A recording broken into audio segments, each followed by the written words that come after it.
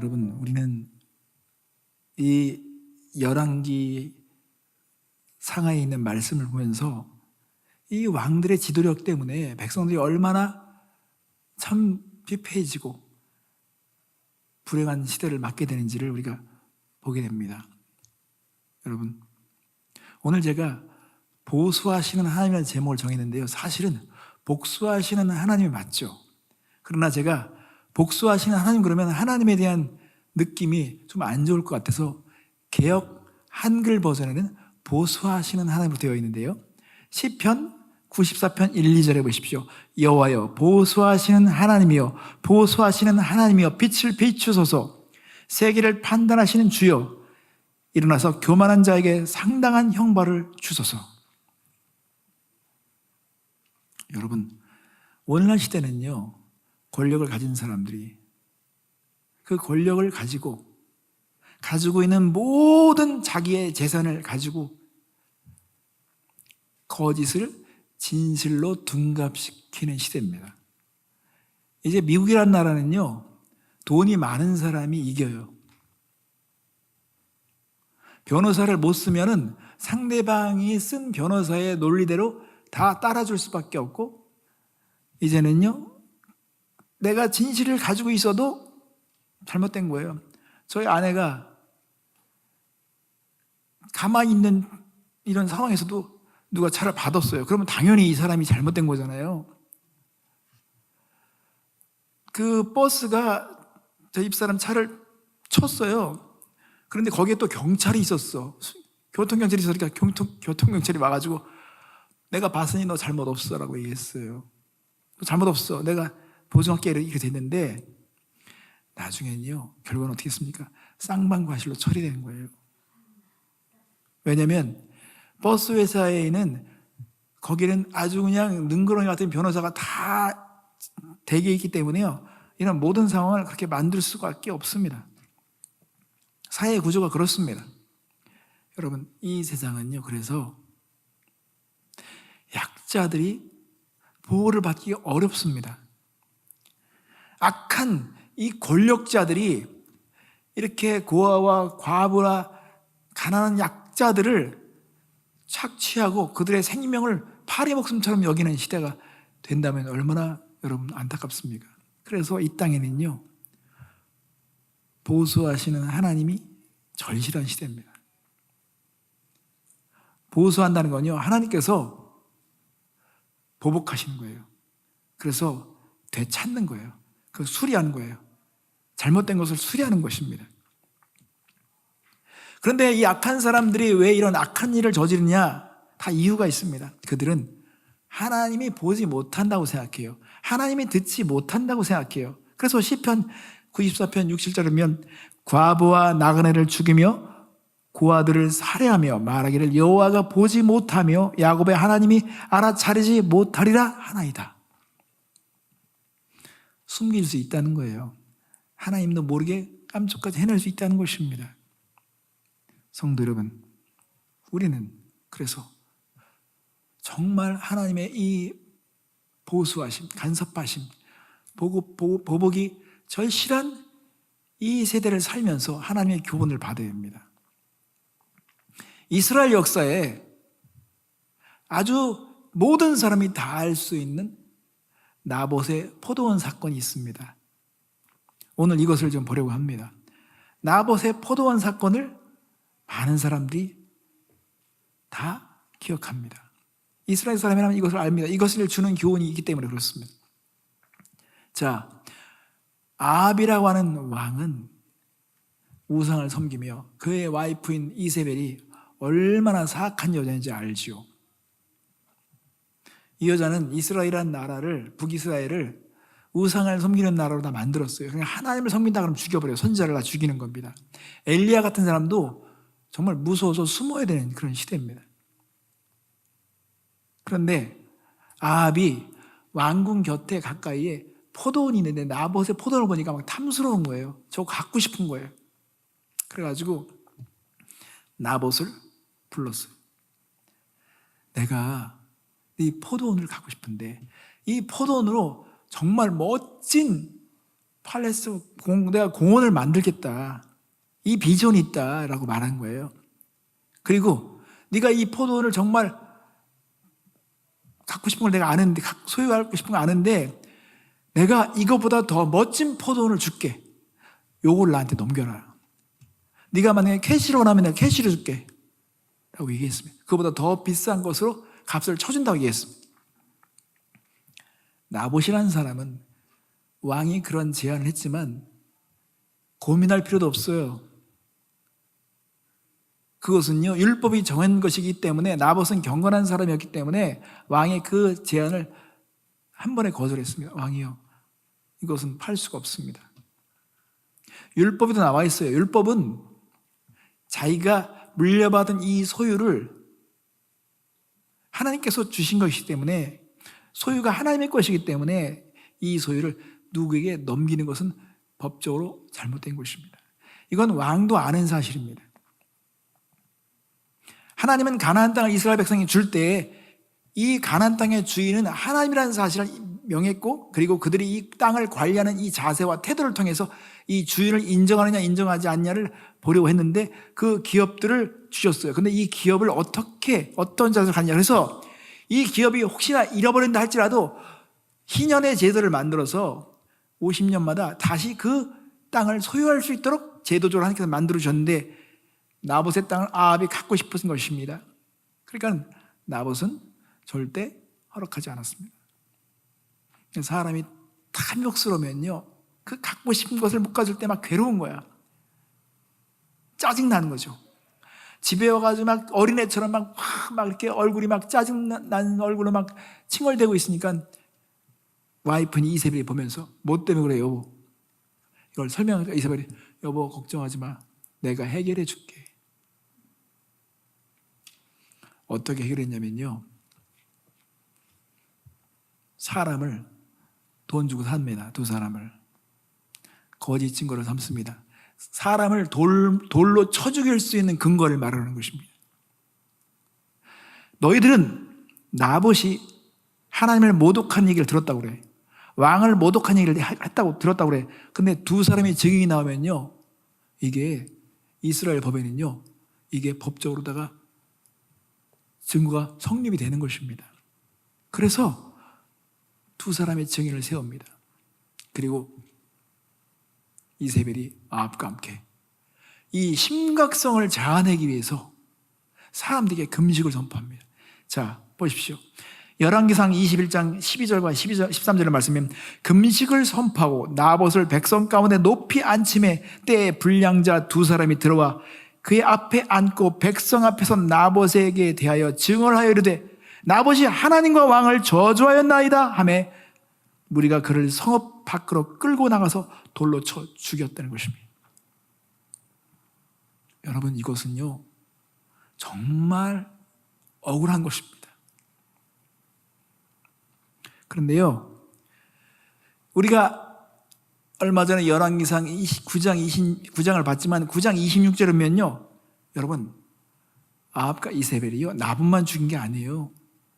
그의 자녀들 다 죽여버렸습니다. 그래서 열왕기상 21장 15절 말씀이면 이세벨이 나봇이 돌에 맞아 죽었다 함을 듣고 이세벨이 아합에게 이르되 일어나 그 이스라엘 사람 나봇이 돈으로 바꾸어 주기를 싫어하던 나봇의 포도원을 차지하소서. 나봇이 살아있지 아니하고 죽었나이다. 죽었으니까 당신 거야. 그렇게 죽이 싫어하는 거 죽었잖아, 당신 거야 라고 말하는 것입니다. 여러분, 이런 일들이 세상에는 우리가 알지 못하는 사이에 벌어지겠죠. 그래서 보수하시는 하나님이 있어야 되는 거예요.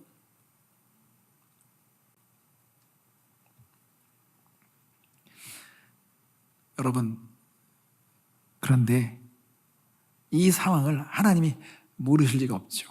하나님은 이 상황을 아셨습니다. 나봇이 그 땅을 지키려고 했던 것을 아셨습니다.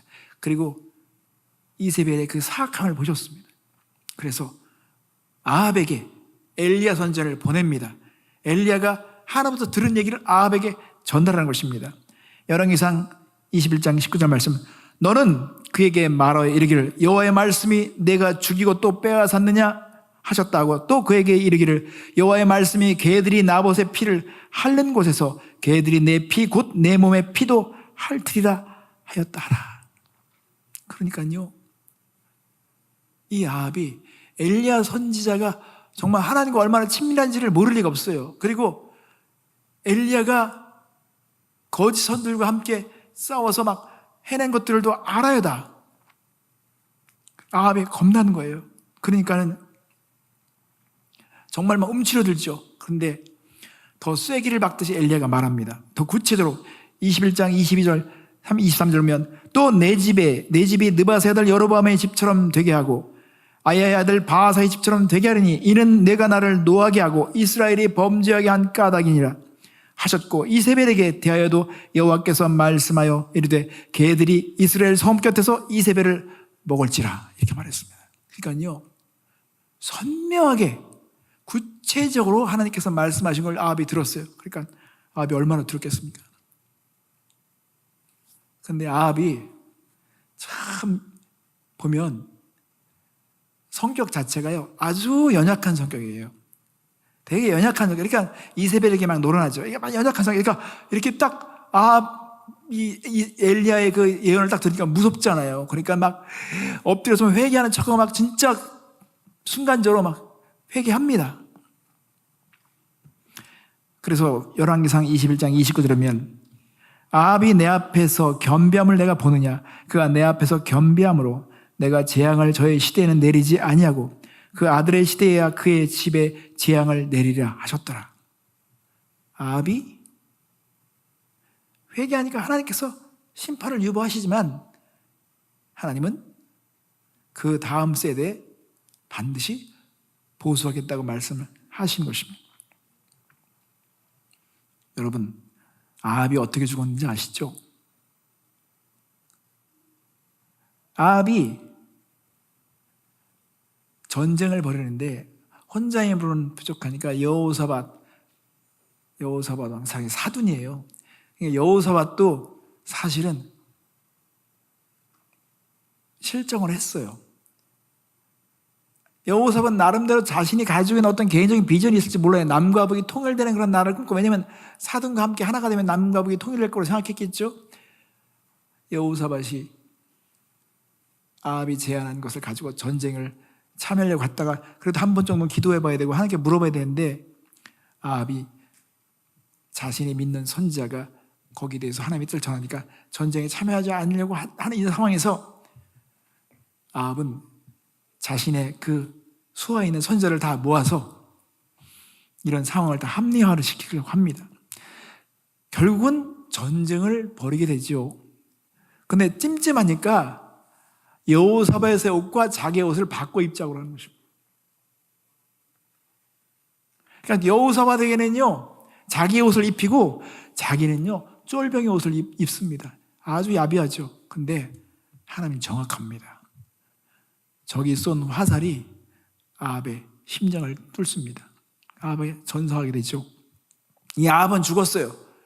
그러니까 백성들은 아합이 죽었으니까 이 나봇의 포도원 사건이 잊혀지기 시작했습니다. 다 끝난 것 같았습니다. 그러나 나봇의 이 진실은, 나봇이 지키려고 했던 이 상황은요 이미 사람들에게 숨겨져 버렸습니다. 잊혀졌습니다. 그러나 하나님은 그것을 잊지 않으셨습니다. 이제 하나님의 보수가 시작됩니다. 여러분, 하나님이 복수할 때는, 죄송합니다, 복수한다는 건 하나님이 여러분에게 그런 이미지가 될까 그런데, 하나님께서 어떤 일에 대해서 보복을 할 때는 시간을 정하세요. 보복할 때는 장소를 다 정하세요. 정확한 방법을 다 구체적으로 하나님은 정하십니다. 그리고 예언을 정확하게 이루시기 위해서 모든 상황을 다 조절하시는 걸 알 수 있는데, 여러분 어떻게 예언했습니까? 하나님께서는 나봇의 포도원 앞에 왕들을 불러 모읍니다. 그러니까 사람들이 살면서요 자신들은 최선을 다해요. 그런데 그 최선을 다해서 가는데 하나님이 다 보고 계신 거예요. 자, 지금 남유다와 북이스라엘은 세대가 바뀌었어요. 여호사밧은 죽었습니다. 여호사밧이 자신의 아들을 이세벨의 딸과 결혼시키죠. 이세벨의 딸이 아달랴예요. 결혼시켰어요. 그러니까 여기도 또 이런 결혼을 인해서 남유다가 전부 우상을 섬기는 나라로 다 물들어 버렸어요. 이 독이 퍼지기 시작한 것이죠. 물들어 버렸어요. 근데 이 자녀들 세대에서 이세벨의 막내 아들 아하시아와 그 다음에 남유다의 왕이 여로보암이 같은 장소에서 만납니다. 자, 보세요. 성경 말씀 열왕기하 9장 21절. 요람이 이름에, 북이스라엘의 요람이 이름에 메우라 하매 그의 병거를 메운지라. 이스라엘 왕 요람과 유다 왕 아하시아가 각각 그의 병거를 타고 가서 예후를 맞을새 이스라엘 사람 나봇의 토지에서 만나매 그랬습니다. 참 신기하죠? 하나님께서 장소를 정하신 것입니다. 전쟁을 앞두고 이들은 모였는데 그들이 나봇의 토지에서 만난 것입니다. 근데 하나님께서는 이 아합과 이 이세벨의 이런 집안을 초토화시키기 위해서 어떤 한 사람을 선택해야 되는데 그 한 사람은 하나님 보실 때 어떤 행동이 빠르고 그리고 어떤 것에 대해서 실천을 할 때는요 확실하게 할 수 있는 사람을 하나님께서 보셨는데 하나님은 예후를 주목하신 것입니다. 예후는요 진짜 민첩한 사람이고 빠른 사람이에요. 자기가 해야 된다고 그러면요 빨리 해버리는 사람이에요. 사람들이 이렇게 느릿느릿하는 사람 있잖아요. 어떤 사람은 빨리빨리 하는 사람이 있어요. 그러니까 예후가 딱 보니까 하나님께서 눈에 들어온 것이죠. 그래서 예후에게 엘리사가 예언을 합니다. 자기의 종을 통해서 하나님이 너를 선택하셨다. 왕으로 세우기를 원하신다. 그리고 너를 통해서 하나님께서 보수하실 것이다. 네가 아합과 이세벨의 집안에서 본 악을 알지 않느냐. 이것을 너를 통해서 이제 심판하실 것이다. 근데 여러분 이 시대는요 장관이 왕을 죽이는 시대예요. 이미 이스라엘 역사에는요 그런 걸 다 봤어요. 그렇기 때문에 이게 정보가 새나가면 자기도 죽는 것입니다. 그러니까는 예후가 이런 예언을 딱 듣는 순간에 이거 하나님께서 뜻을 분명히 하셨구나. 내가 이거를 빨리 하지 않으면 내가 도리어 죽겠구나 하면서 예후가 행동을 개시하기 시작한 것입니다. 전쟁에 나가는 척 하다가 지금 돌려서 이제 아합의 자손들을 처리하기 위해서 진격해 오는데 지금 요람이 이상하게 자신의 부하들을 보냈는데 예후에 대한 소식이 이상한 거예요. 돌아보지 않는 거예요. 그러니까 예후가 자신에게 온 사람들 하나하나까지 다 지금 그들을 다 자기 편으로 만드는 것입니다. 왕이 보내면 왕이 그러는데 평안하냐 묻습니다. 이 평안을 묻는 것은 혹시 마음이 변신하지 않았는지 넌 지금 내 편인지 이런 것들에 대해서 묻습니다. 그러니까 예후가 그런 것입니다. 평안을 물을 수 있는 자격이 있는 사람이 물어야지. 하나님이 싫어하시는 걸 내가 다 아는데 그래서 예후가 자신의 분명한 입장을 보이니까 찾아온 사람들도 다 예후 편에 듭니다. 왜냐하면 예후가 이미 확실한 입장에 섰기 때문에 그렇습니다. 근데 이 소식이 계속 왕에게 들려오기 시작하니까 요람이 불안한 것입니다. 자, 열왕기하 9장 21절을 보면 요람이 이름에 메우라 하매 그의 병거를 메운지라. 이스라엘 왕 요람과 유다 왕 아하시아가 각각 그의 병거를 타고 가서 예후를 맞을새 이스라엘 사람 나봇의 토지에 만나매 22절 요람이 예후를 보고 이르되 예후야 평안하냐 하니 대답하되 내 어머니 이세벨의 음행과 술수가 이렇게 많으니 어찌 평안이 있으랴 하더라. 우리가 평안에 대해서 물을 때 여러분, 우리가 하나님과의 관계 속에서 평안을 묻는 것이 중요한 것입니다. 예수님이 부활하신 후에 제자들에게 물었습니다. 평안하냐? 샬롬, 평안하냐? 이 세상에서 사람들이 가지고 있는 평안에 대한 기준은요, 내 편이냐 네 편이냐 가지고 따지는데, 우리가 하나님의 백성으로서 진정한 평안을 물을 때는요, 하나님과 관계가 평안하냐가 정말 중요한 것입니다. 예우는 그런 것입니다. 내가 평안할 리가 있어? 지금 이 나라의 왕이 하나님과 원수된 관계 속에 있는데 평안할 리가 있어? 그러니까 평안을 묻는 너는 자격이 없지. 이런 상황을 딱 듣는 순간에 요람이 와, 내가 죽게 생겼구나 생각했습니다. 9장 23절 24절에 보면 요람이 곧 손을 돌이켜 도망하며 아하시아에게 이르되 아하시아여 반역이로다 하니 예후가 힘을 다하며 활을 당겨 요람의 두 팔 사이를 쏘니 화살이 그의 염통을 꿰뚫고 나오매 그가 병국 가운데 엎드러진지라. 여러분, 요람과 아하시아는 외삼촌지간이에요. 아하시아는 요람의 말하자면 외삼촌이죠. 그러니까 지금 이런 관계 속에서 지금 사람들 중에 살기에 급급한 거예요. 25절 예후가 그의 장관 빗갈에게 이르되 그 시체를 가져다가 이스라엘 사람 나봇의 밭에 던지라. 내가 기억하려니와 이전에 너와 내가 함께 타고 그의 아버지 아합을 쫓았을 때 여호와께서 이같이 그의 일을 예언하셨느니라. 26절 계속 보겠습니다. 여호와께서 말씀하시기를 내가 어제 나봇의 피와 그의 아들들의 피를 분명히 보았노라. 여호와께서 또 말씀하시기를 이 토지에서 내게 갚으리라 하셨으니 그런즉 여호와의 말씀대로 그의 시체를 가져다가 이 밭에 던질지라 하는지라.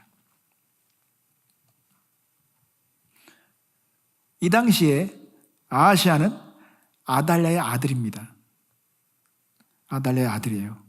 자, 유다왕 아하시아가 이를 보고 정원의 정작길로 도망하니 예후가 그들을 쫓아가며 이르되 그도 병거 가운데 죽이라 하며 이블루함 가까운 구르비탈에서 치니 그가 무기토까지 도망하여 거기서 죽은지라. 그러니까 하나님은 북이스라엘과 남유다의 우상을 섬기게 만든 이 왕들을 동시에 심판하시고 복수하기 위해서 나봇의 포도로 모으신 거예요.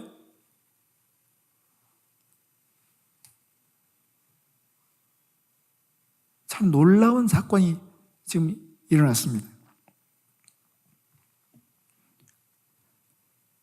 자, 이런 상황들을 이제 이세벨이 듣습니다.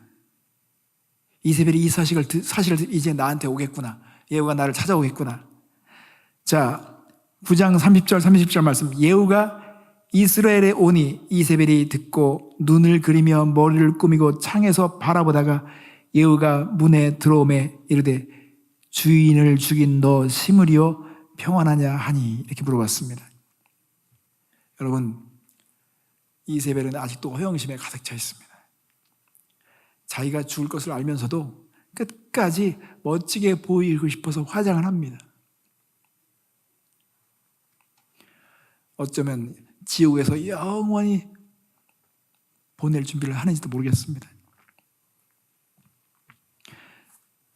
지옥에서 입을 옷을 차려입는지 모르지만 그가 옷을 입고 예후를 향해 말합니다. 그리고 50년 전의 사건을 떠올립니다. 50년 전에 시므리라는 사람이 구테타를 일으켰다가 7일 동안 왕이 되고 그도 죽습니다. 그러니까 시므리를 얘기하는 거야. 너도 시므리처럼 잠시 그렇게 하다가 죽을지 모르지. 너 시므리 알잖아. 그리고 예후를 시므리처럼 부릅니다. 시므리야 평안하냐? 그렇게 말합니다. 그런데요, 이게 이세벨의 협박일 수도 있죠. 근데 한때 이세벨의 협박에 두려워서 도망갔던 사람이 엘리야잖아요. 근데 예후는 두려워하지도 않습니다.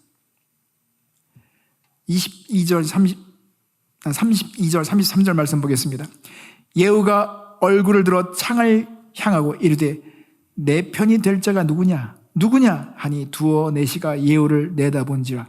이르되 그를 내려 던지라 하니 내려 던짐에 그의 피가 담과 말에서 튀더라.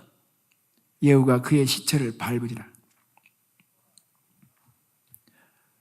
이세벨의 협박에도 눈 하나 깜짝하지 않고 예후가 이세벨을 지키는 내시들에게 말합니다. 너희들 분명히 해야 돼. 누구 편이야? 이미 대세는 기울었는데 누구 편이야? 너희들이 죽지 않으면 내 말 들어. 이세벨을 창밖으로 내 던져버려. 그러니까 이세벨을 던져버리죠. 이세벨은 말발굽에 밟혀서 죽습니다. 쓰레기처럼 버려지고 말발굽에 버려집니다. 더 놀라운 사실은 하나님의 말씀이 응해지는 것처럼 이 시체를요 건들지도 않아요. 거들떠 보지도 않아요. 쓰레기처럼 취급합니다. 그러니까 들개들이 와가지고 그의 시신을 다 먹어치웁니다. 35절 36절 말씀에 보면 가서 장사를 한즉 그 두 골과 발과 그의 손 외에는 찾지 못한지라. 돌아와서 전하니 예후가 이르되 이는 여호와께서 그 종 디셉 사람 엘리야를 통하여 말씀하신 바라. 이르시기를 이스라엘 토지에서 개들이 이세벨의 살을 먹을지라. 하나님의 말씀은 정확하게 이루어졌습니다. 성도 여러분, 우리는 악인이 막 득세하며 정말 불의한 것들이 마치 의로운 것처럼 그렇게 둔갑되는 이 시대를 살면서 너무 억울하죠. 하나님은 언제나 심판하실까? 하나님이 살아계신다면 왜 이렇게 지체하시나 말하죠. 여러분, 그렇게 생각하지 마십시오. 하나님은 정확하게 관역을 맞추기 위해서 조준을 하시고 모든 상황을 완벽하게 처리하기 위해서 하나님은 시간을 주신 것입니다. 또 한 가지는 하나님은 회개할 기회를 주시는 거예요. 회개할 기회를 주시는 것이죠. 그래서 다윗은 말했습니다. 악인 때문에 불평하지 말아라. 저들은 풀처럼 속이 베일 것이다. 인생을요 멀리 길고 좀 이렇게 크게 보면요 악인이 뭐 하는 것은요 콩나물 시루에서 콩나물이 올라오는 수준밖에 안 돼요. 이게 콩나물이 올라오잖아요. 예전에 어렸을 때 집에서 콩나물을 길었거든요. 방에 콩나물 넣으면 콩나물이 올라와요. 그러면 콩나물 국 만들기 위해서 다 이렇게 하는데 이 콩나물이 그냥 순식간에 올라와 버려요. 그러면 그거는요 다 먹히기 위해서 있는 거예요. 악인이 뭐 자라서 뭐 하죠. 다 베이기 위해서 있는 거예요. 다. 하나님의 심판은 정확하십니다. 아합과 이세벨이 자신의 그 미래의 죽음이 얼마큼 처참할지를 정말 알고 그것을 눈으로 본다면 얼마나 그들은 삶이 달라졌을까요? 마지막으로 하나를 더 보려고 하는 것은요, 여러분, 우리는 이 역사에서 마지막 중요한 장면을 반드시 기억해야 합니다. 예수님이 보수하기 위해서 다시 오십니다. 예수님은 보수하시는 하나님이십니다. 우리가 예수님 하면 사랑의 하나님, 구원의 하나님, 용서의 하나님만 생각하죠. 그래서는 안 됩니다. 예수님은 보수하신 하나님이십니다. 사랑, 용서, 구원만 생각하면 우리는요 이 세상을 바로잡을 수가 없습니다. 어떤 목회자가 설교를 하는데 좀 미시간에 사람이 많이 모인 교회예요. 젊은이들이 막 들끓는 교회입니다. 근데 그 지도자가 지옥은 없다는 가르침을 하고 있습니다. 사랑의 하나님이기 때문에 어떻게 사람을 그렇게 지옥불에 던질 생각을 하느냐. 내가 믿는 하나님은 그런 하나님이 아니라고 말합니다. 젊은이들이 열광하죠. 그냥 사람들에게 겁주기 위해서 상징적으로 지옥을 말씀하는 거지, 사랑의 하나님은 결코 사람을 지옥에 보낼 뿐이 아니기 때문에 지옥 같은 거 없다고 가르치기 때문에 사람들은 그 가르침에 또 매료를 당하죠. 여러분, 미혹하는 것입니다. 예수님보다 더 지나친 거예요. 예수님은 지옥에 대해서 말씀하셨거든요. 귀신에 대해서 말씀하셨거든요. 지옥불에 대해서 보듯이 말씀하셨거든요. 어떤 권위자가 예수님보다 더 큰 권위를 가질 수 있겠습니까? 우리의 삶에는 반드시 보수하는 날이 있습니다. 사도 바울은 그래서 고린도후서 10장 말씀에 이는 우리가 다 반드시 그리스도의 심판대 앞에 나타나게 되어 각각 선악간에 그 몸으로 행한 것을 따라 받으려 함이라. 그러므로 예수님이 오실 때 우리는 마치 예후가 우리에게 촉구하듯이 평안하냐? 평안하지 않느냐? 이 문제는 내가 예수님과의 관계가 평화롭냐? 평화롭지 않느냐? 이 문제를 묻는 것입니다. 나는 하나님의 심판을 피해갈 수 있는 의를 입었느냐? 이것을 지금 묻고 있는 것입니다. 인간은 보복을 할 때 실수가 많아요. 인간은 자기가 본 것만 보죠.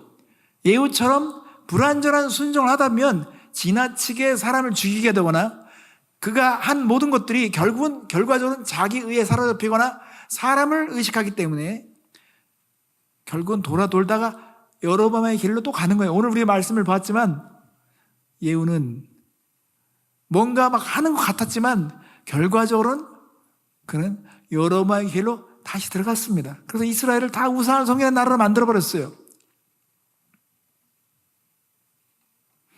디모데후서 4장 8절의 말씀에 보면 이제후로는 나를 위하여 의의 면류관이 예비되었으므로 주 곧 의로우신 재판장이 그날에 내게 주실 것이며 내게만 아니라 주의 나타나심을 사모하는 모든 자에게도 이라 그랬습니다.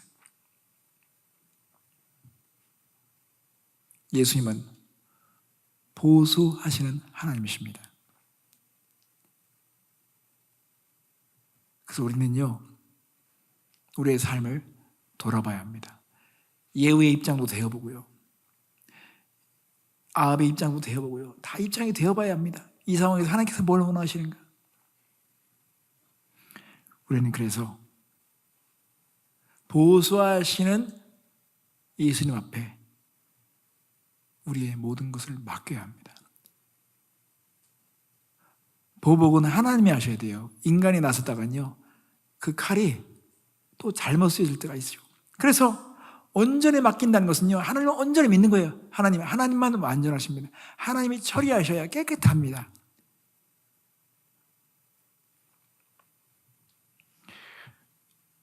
하나님께서는 노하기를 더디하시고 심판을 지체하시는 것 같이 보입니다. 이것은 회개할 기회를 주시죠. 그렇지만 다른 측면으로 보면 하나님은 정확하게 보수하기 위해서 관역을 맞추시는 것이고 때를 정하시는 것이고 하나님은 장소를 생각하시는 것이고 그 방법을 지금 준비하신 것입니다. 그러므로 우리는 내 삶에 보수하시는 주님 앞에 설 날을 준비하셔야 됩니다. 우리는 하루하루도 예측할 수가 없습니다. 어제 같은 일을 보면요, 트럼프 대통령은 미국 역사에서 링컨처럼 또 한 번 총탄에 맞은 그런 희생자일 수도 있었습니다. 화면에 보면요, 총이 귀를 뚫어요. 귀를 뚫고 나갑니다.